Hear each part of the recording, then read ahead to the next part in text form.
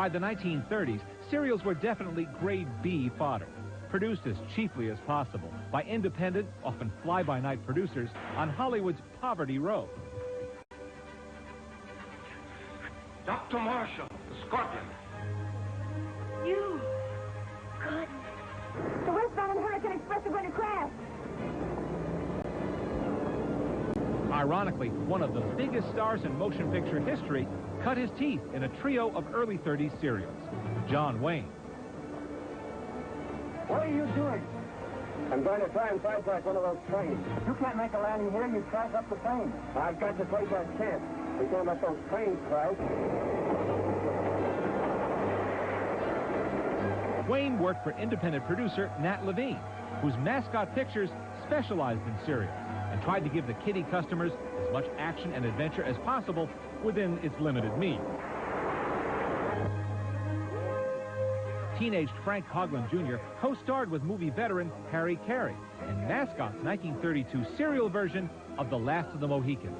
And he remembers how the company did everything possible to stretch a buck. When the sun was coming down, instead of having lights and generators, old Nat Levine would hold magnesium flares over our head, and we'd be standing there in twilight reading lines with these little ashes falling down. That was about as inexpensive a way to make a movie as you possibly could, I thought. Still, Mascot's team was learning its craft, and with each new serial, they got better and better at staging action, telling a story, and creating the colorful devices that would help the serials reach their stride in the decade to come. The Mascot team also figured out how to save money by shooting all the scenes on a given set at the same time, whether they occurred in Chapter 2 or Chapter 12. This became standard operating procedure for years to come at Republic Pictures as well. See, we had a script that was about the size of the Los Angeles phone directory. And then Louis Germonprez, the great production manager / assistant director on the movie, also had what he called a breakdown book. And that would tell you, you'd open it up, it'd say, day 1, 8 o'clock till 10:30, Billy Batson, wardrobe A, location C, scenes 1 to 84, 1 to 80 maybe, of episode 1. From 10:30 to 2 o'clock, scenes 30 to 45 of episode 6. And we'd study that way, and by the end of the day, we'd be so confused as to what we'd actually been shooting that it was really, we didn't know until we saw the final production exactly what was going on. If that was confusing, imagine being a cowboy balladeer on the radio, brought to Hollywood, and given your first starring part in a wild science fiction serial. That's what happened to Gene Autry in 1935, when Nat Levine cast him in The Phantom Empire, which divided its time between Radio Ranch and the underground kingdom of Murania. They had guns that would shoot lightning, and people that could fly in space and all that kind of stuff. And it was a way ahead of Flash Gordon. About 2 years later, Flash Gordon came along. But that was really, I think, the beginning of that type of picture. Indeed it was. But it was also Gene Autry's first starring film. Within a year, Mascot was absorbed into the newly formed Republic Pictures. Nat Levine brought with him not only Gene Autry, but his stable of serial craftsmen, the writers, directors, cameramen, and stunt experts who were honing their skills at creating movie thrills. They also knew that nothing succeeds like success. Since Phantom Empire was a hit, the studio followed up with Darkest Africa, another tale of a hidden city, this one protected by flying Batmen. Republic's bigger budgets allowed the serial craftsmen to be more ambitious than ever, as in Undersea Kingdom, with its underwater special effects, as hero Ray Crash Corrigan discovers the lost continent of Atlantis. Some sort of a war tank. There was plenty to see on dry land, too, as Corrigan encountered these Volkite robots. Steady, steady.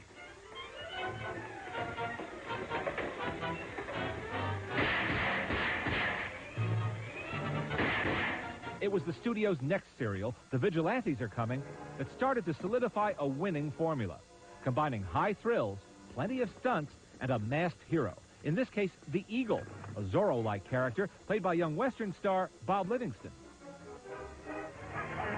But the Republic team hadn't yet learned that their young audiences would scream bloody murder when they cheated their way out of cliffhanging predicaments. Here's how it worked. The exciting finish of Chapter 4.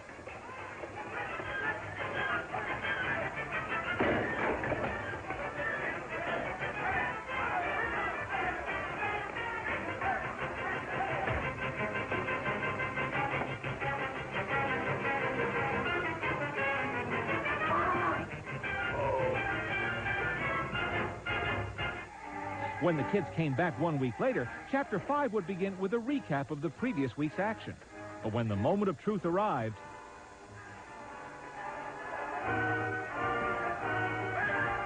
What a rook! You can almost hear a chorus of kids booing that one. And one of Republic's top serial directors, William Whitney, recalls that the studio's boss, Herbert J. Yates, felt the same way. So he said, what are you looking at? And the producer's name was Bunny Brown, Hiram Brown. And Bunny said, oh, we're just checking a composite print. So he said, I'll sit and watch it with you. Well, you see the hero get in this box. The heavies know he's in the box, and they take him down into the basement of this big apartment building, and they throw the box in the furnace. And the episode ending is the doors close, and shooting through the grates of the deal, you see the box burning. So Yates says, Bunny, how'd he get out of that one? And he chuckled. And Bunny said, come and see the next episode. He turned to me, and I said, gee, I didn't shoot it. Jack shot it. So Jack said, gosh, I don't know, Mr. Yates. Well, you make so many of these things, I don't know. And he got up, and he said, okay, all right. And he growled and stumbled out. And we forgot about it. The next time we checked the next episode, we go in the cutting room, and he's sitting in there. And we're in trouble, and I know it. Well, what happened is they cheated. They put in a cut of him getting out of the box that they hadn't put in the other one.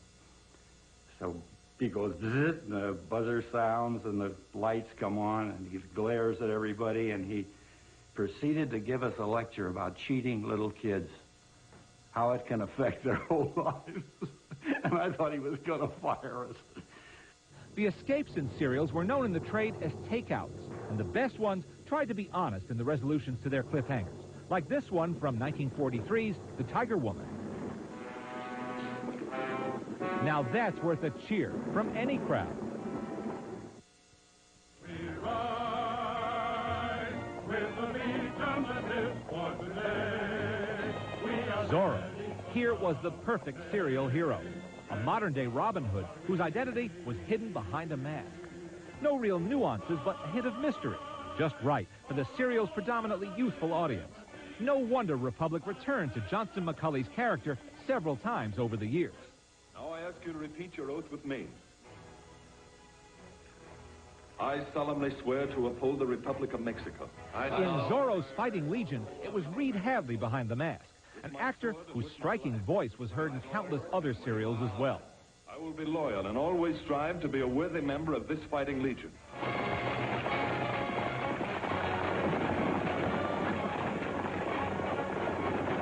This 1938 serial ranks as one of Republic's all-time best, with great chases and cliffhanging stunts, including this classic piece of business by Yakima Canutt, which he later repeated in John Ford's Stagecoach, and which Steven Spielberg recreated for the first Indiana Jones movie, Raiders of the Lost Ark.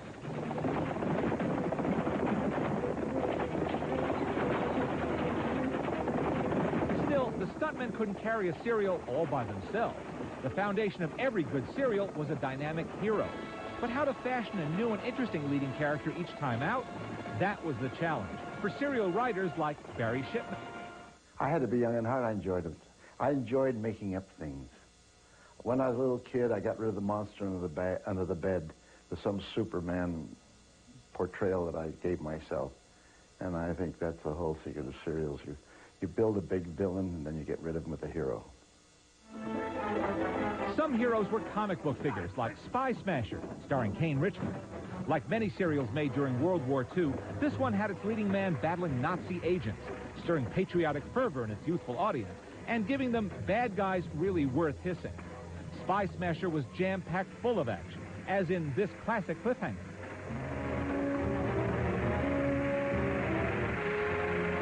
Here, indeed, are all the ingredients of a great serial sequence. A dashing hero, a nasty henchman, great special effects, and an incredible climax.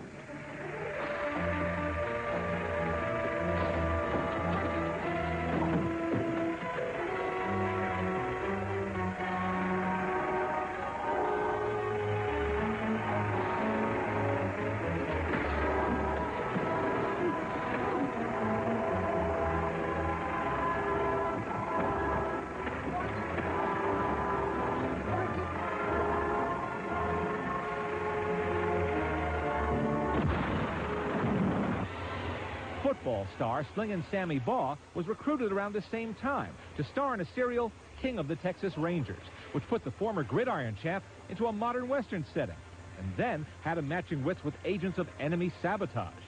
The action was exceptional in this serial, as in this cliffhanger with our hero trapped in a runaway truck.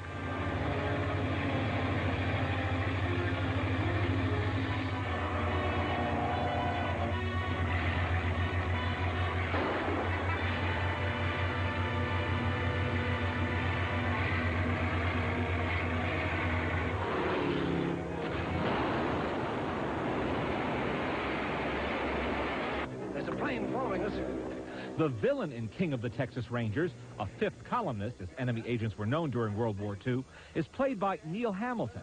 Here he's chosen to work on the wrong side of the law. And while he thinks he can escape from Sammy Baugh and Duncan Ronaldo in the Nazis' dirigible, he's got another guest coming.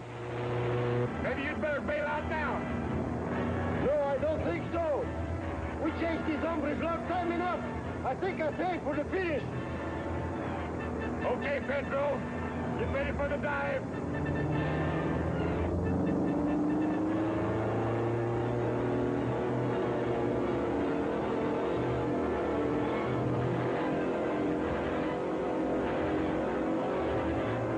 Jump!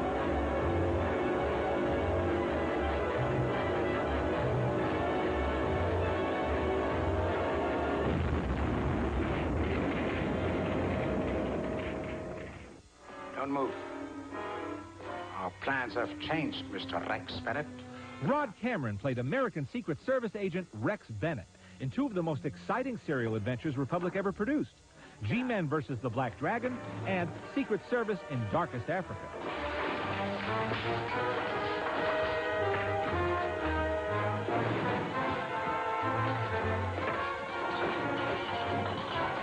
These heart-pounding chapter plays took full advantage of Cameron's stunting abilities and seldom let the story get in the way of the fight.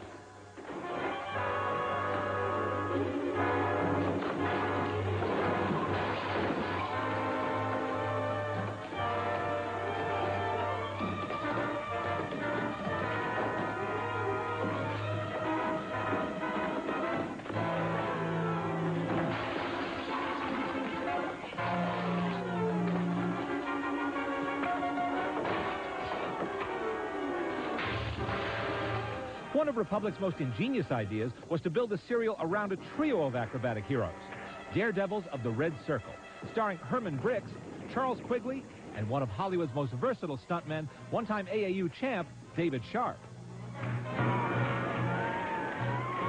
What happened? I don't know, but it's a cinch we can't get down the ladder.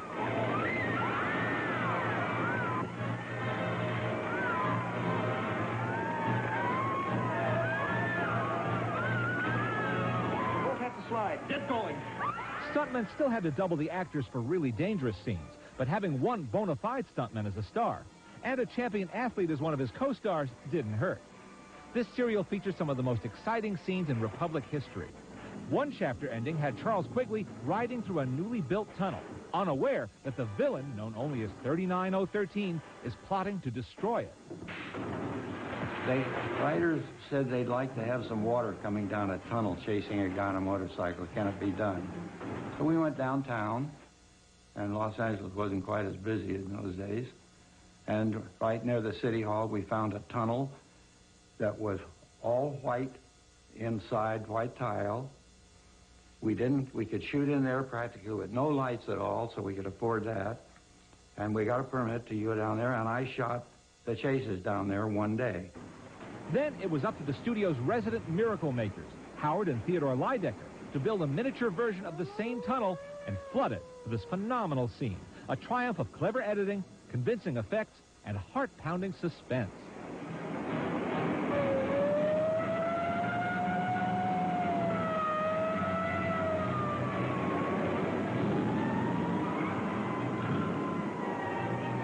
What's that?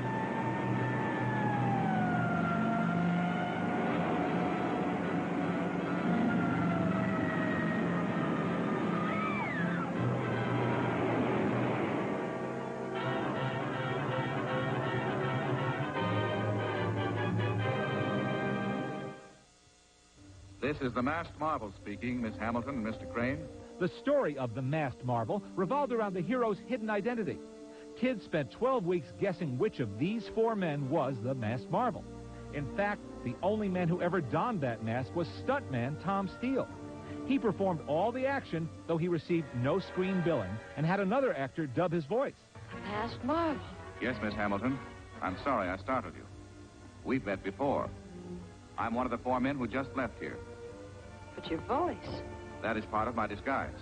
Before I remove my mask, I want your promise never to reveal my identity to anyone, not even to mention my name. You have my word.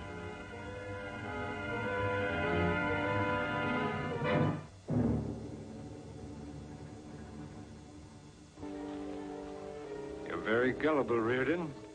It's going to prove fatal. I think not. Turn around. Get your hands up. Many an actor was cast in a serial only because he bore some resemblance to Steele or one of the other leading stuntmen. That was the case for Richard Bailey, the nominal star of Manhunt of Mystery Island, and a perfect physical match for Tom Steele.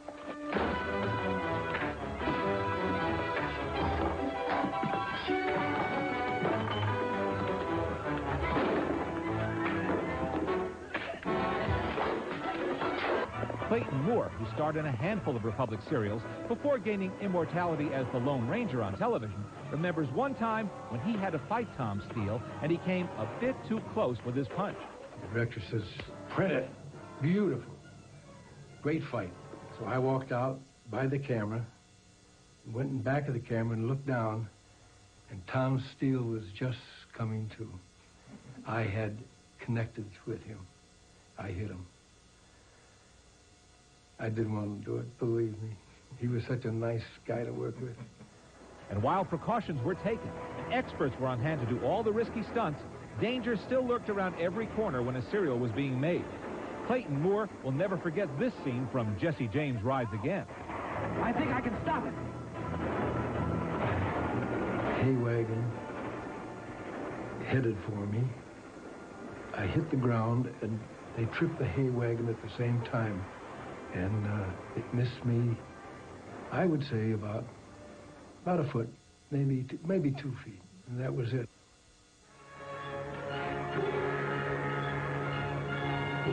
Accidents were relatively few in Republic history. Miracles were more plentiful. In 1941, Republic and special effects wizards Howard and Theodore Lydecker created a flying superhero in the adventures of Captain Marvel. Captain Marvel was played by cowboy veteran Tom Tyler. His alter ego, Billy Batson, was played by the ever-youthful Frank Coughlin Jr., who recalls the ingenious special effects that made this hero so credible on screen. The Lydeckers built a 7-foot from head to toe papier-mâché dummy of Captain Marvel, so just slightly over scale in size. And I saw them rig that on a wire down Mulholland Drive up in the hills, and that ran for about 200 yards, and I don't think it sagged an inch in the entire distance that it traveled. Then they'd go into the studio, into the process screen. Tom himself would be in a harness, and then they'd cut and compare, and you wouldn't realize where Tom started and the dummy came in. There was one other ingredient, live takeoffs and landings by Captain Marvel that clearly weren't faked. But this, too, was a glorious illusion, considering that stuntman Dave Sharp, the specialist in leaps, was much smaller than Tom Tyler. Dave Sharp was about 5'11". Tom Tyler, who was in Captain Marvel, playing Captain Marvel, was about 6'4" or 5. But they were both perfectly proportioned. Now, you take two perfectly proportioned people and don't put them up against a door or anything, or if they're moving. You can't tell how big a man is that is moving. You look at your football players, and some of the big guys and some of the little guys, when those little guys run, they look just as big as the big ones. My favorite stunt in the whole movie was in the first episode when he did a backflip and kicked two of the villains under the chin, and that was a beautiful piece of work, I thought. A decade after Captain Marvel flew across the screen, Republic drew on the same skills to create a hero for a new generation of kids, King of the Rocket Men. Again, it was Dave Sharp doing the takeoffs and landings in a rocket suit built by the Lydeckers. The look of the Rocket Man was so great, Republic used it again in 2 more serials and even a TV series. But the best was still the first, King of the Rocket Men, in which our hero must vanquish the evil Dr. Vulcan before he can use his powerful decimator ray to destroy New York City.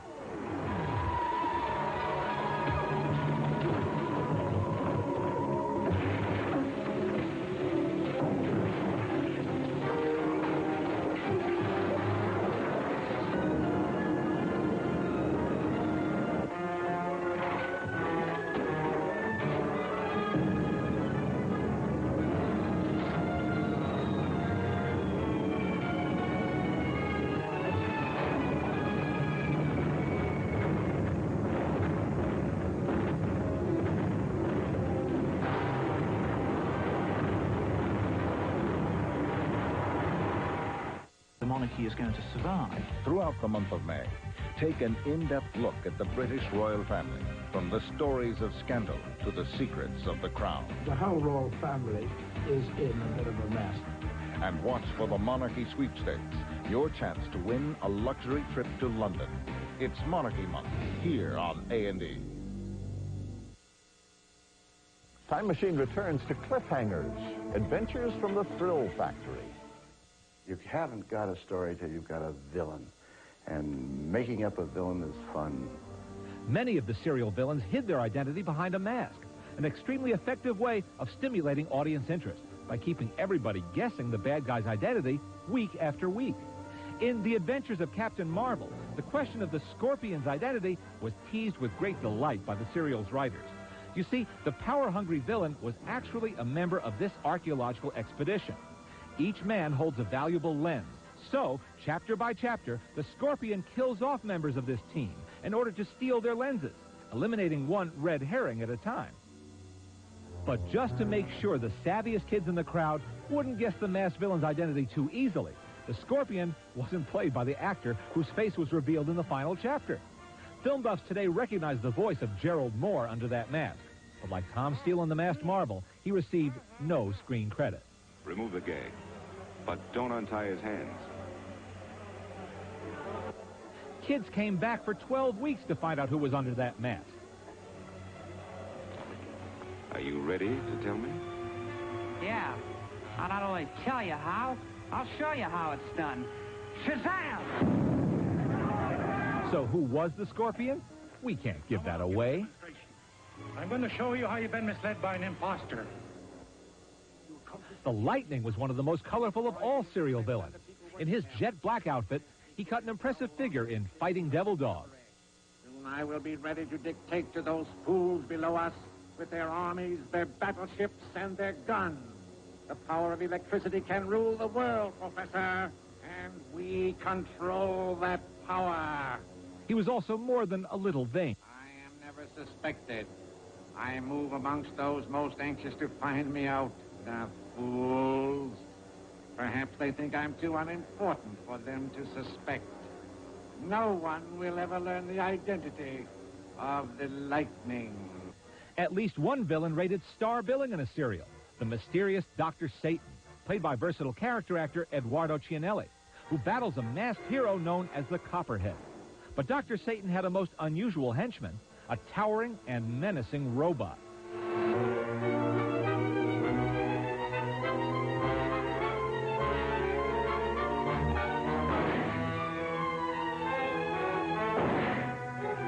One of the serial fans' favorite villains was Roy Barcroft, who appeared in many of these films and countless westerns to boot. He terrorized Linda Sterling in 2 top serials, Manhunt of Mystery Island, and again in The Purple Monster Strikes. I'd advise you to let me go. Craig Foster will never stop searching until he finds me. But he may not find you alive. Barkoff said he patterned his villainy after veteran Western heavy Harry Woods, but he seemed to have a knack all his own for making evil convincing. The irony is that off-screen he was just the opposite, as the woman he menaced so often recalled. Oh, he was just absolutely wonderful. He really was the sweetest, nicest man that you'd ever want to meet. Always, I don't ever remember seeing him down. He loved everybody. And he looked so mean. A little kid came out and kicked him in the shin one day walking down the street after he'd been made a personal appearance.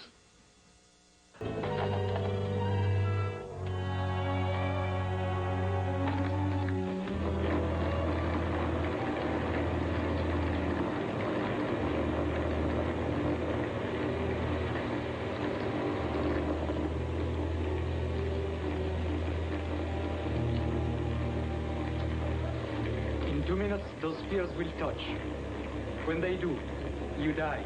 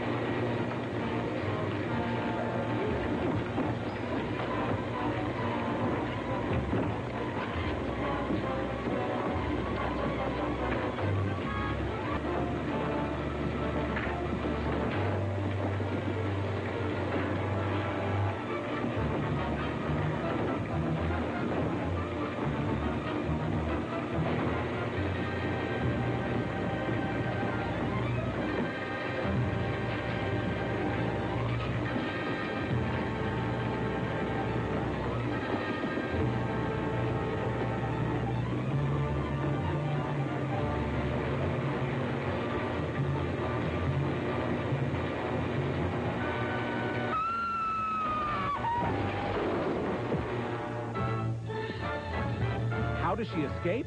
Well, you'll just have to stay tuned.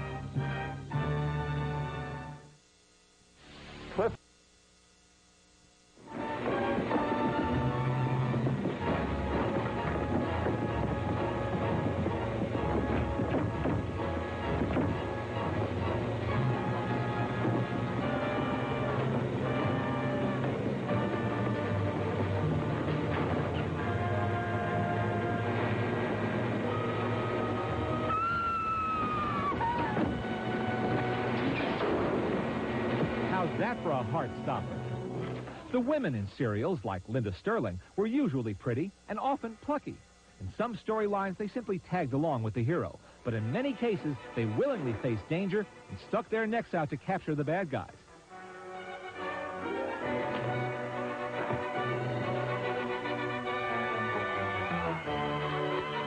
The horse business, I probably wouldn't have lived to make another serial if it hadn't been for Tommy Steele and the stunt men. Because as I say, I wasn't fearless, I was stupid. I didn't know anything about horses, and I did whatever the director told me to do. So he and the others began to say, no, she's not going to do that. She isn't good enough to do that. And they really did protect me. But of course I fell off over and over again when we were out on location. I was always falling off as soon as they start a gallop, you know, and then they say cut, and I just keep going.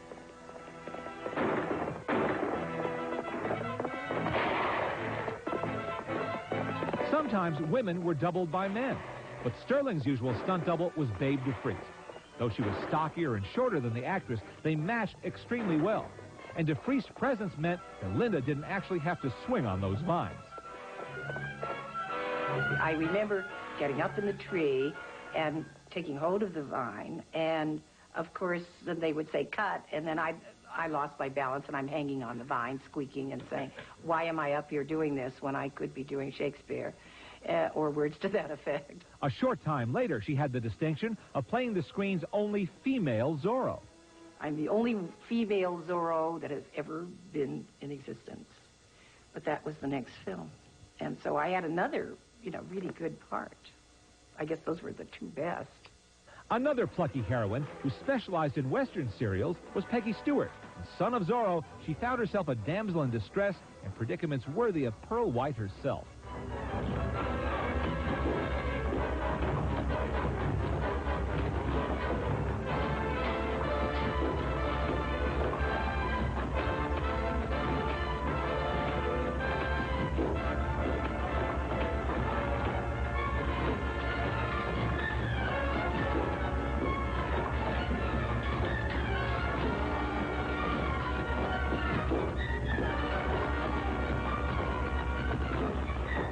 And while Peggy enjoyed working outdoors, as she so often did in Western movies, she wasn't that fond of serials for a very practical reason. They took about 5, 6 weeks. A Western was shot in 5 days, and you got new wardrobe, and if you're lucky, 3 new curls on this side of your head, With the serial, same old dress all over for 5 or 6 weeks. You thought you'd never get out of that thing. And the same old hairdo, But like everyone else who toiled at Republic Pictures, making these Saturday matinee movies, she has nothing but fond memories. Such a big family. And in between scenes, you go to visit Roy and Dale. If they had a joke or something they wanted to tell, boom, they'd come back on the back lot, and tell it. And you intermingled. You weren't set to just that set all the time, No wonder so many entertaining movies came out of this thrill factory. There was great friendship and great spirit behind every day's work. It may be hard to believe, but an entire 12 to 15 chapter serial, representing more than 4 hours of screen time, would be shot in just 1 month. Director William Whitney, who made many of the best, explains how he and his longtime partner John English divided their duties as co-directors. We had sometimes 100 setups a day on location. The only thing that they wouldn't let Jack shoot was the fire sequences, because every time he got a fire, he'd get fascinated and wouldn't say cut. And he burnt the studio down, so if there was a fire sequence, I got it, and they're hard to shoot. And I always accused him of purposely doing that so he wouldn't have to shoot these fire sequences. And we always had 2 or 3 fire sequences in the serial, Republic may not have had the prestige of the bigger studios like MGM, Paramount, or 20th Century Fox, but it could boast some of the best crews in the business, and certainly the most efficient. Try topping this chapter ending in the Republic cave. It was so good, the studio used it over and over again. For the writers, serials offered a field day. It was a chance to let their imagination run wild. How can we make this more exciting? They said write for a 12-year-old. I used to think that was a put-down, but no, it's writing for the 12-year-old in all of us. The dialogue was simple in the extreme, and sometimes just plain silly. That won't help. I took care of the butler. Did you ring Miss Hamilton? The masked marvel.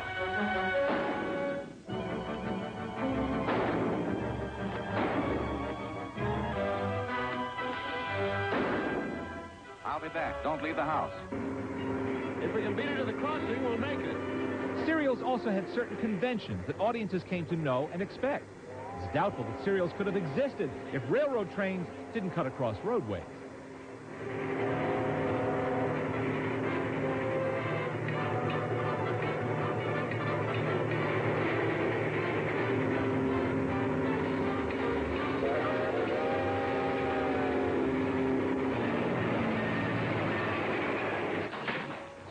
There were also some tricks of the trade. For instance, did you ever wonder why every serial hero wore a hat? It was to keep his face disguised in the fight scenes when a stunt double would step in. Republic stuntmen also had their favorite spots around the studio grounds, where they liked to stage fights.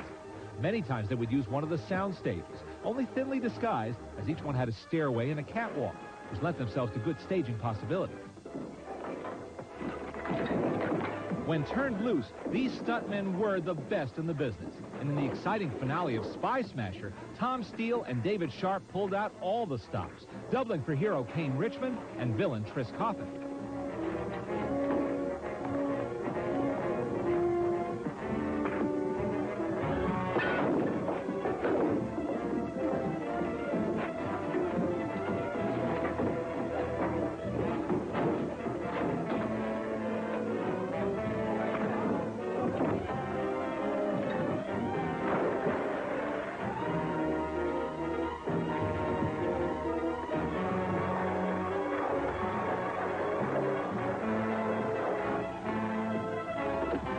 Today, serial experts and buffs can identify who shot certain scenes and who staged a particular fight based on their favorite devices.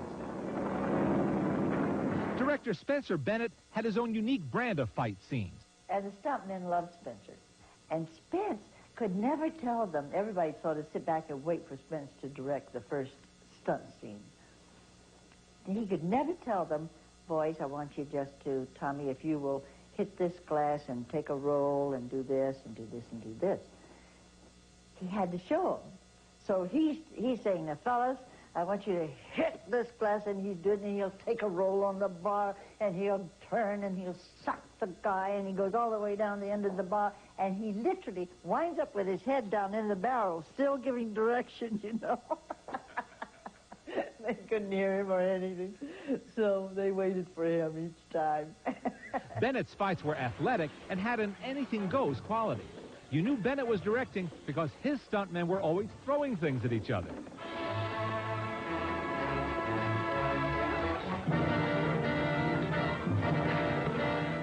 But Republic's real ingenuity was put to the test in the 1950s, when the audience for serials was diminishing and budgets weren't. The screenwriters became experts at fashioning scripts that were built around existing footage from earlier serials. This action sequence with hero Rod Cameron and villain George J. Lewis is from 1942's G-Men. 8 years later in Flying Disc Man from Mars, all they had to do was shoot a new hero, Walter Reed, inside the car, and a new bad guy hanging onto the trunk. The cliffhanger was exactly the same, but unless the audiences were old enough to remember the earlier film, they never suspected this sleight of hand. With the emergence of television, the market for serials began to dwindle. Republic, with its backlog of stock footage and action sequences, along with its stable of technicians and writers, continued to turn out new chapter plays well into the 1950s. Republic also tried to launch a new character simultaneously on television and in theaters, Commando Cody. Even with that rocket suit and the stock effects, Cody didn't score. The rocket suit had its last outing in 1953, with Judd Holdren inside. Zombies of the Stratosphere also featured a young actor on his way up in Hollywood, Leonard Nimoy, as one of the Martian invaders. Come in, Arab. Ross and Shane got here with the money, all right, but someone has just captured them in the outer cave. Fortunately, the best serials survive to entertain us today. They may be silly and simplistic at times, but they can still get you hooked, wondering who's under the mask or how the hero is going to escape this chapter cliffhanger.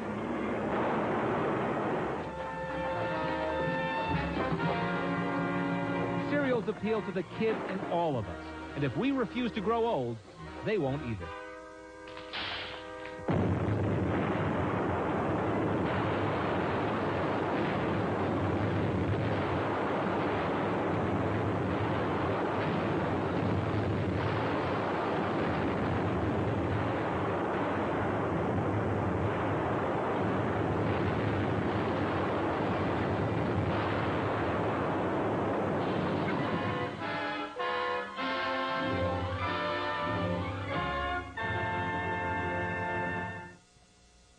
Television, of course, was one reason for the demise of the movie serials, but there was another one. The audience. After a Saturday matinee, a theater could look as though it had been hit by a hurricane and suffered just about as much damage. So that by the late 1940s, many theater owners felt it would be cheaper not to have so many kids as customers. So they stopped running serials. And today, we have Sylvester Stallone and Arnold Schwarzenegger to fill the breach. Next week on Time Machine, images of the Civil War. This is a unique look at the war between the states as seen through the paintings of America's greatest living military artist. Mort Kunstler is his name. I hope you'll tune in. Until then, for Time Machine, I'm Jack Perkins.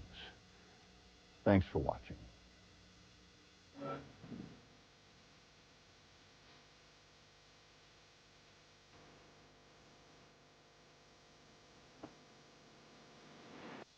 To order a video cassette of this program, call now, 1-800-423-1212.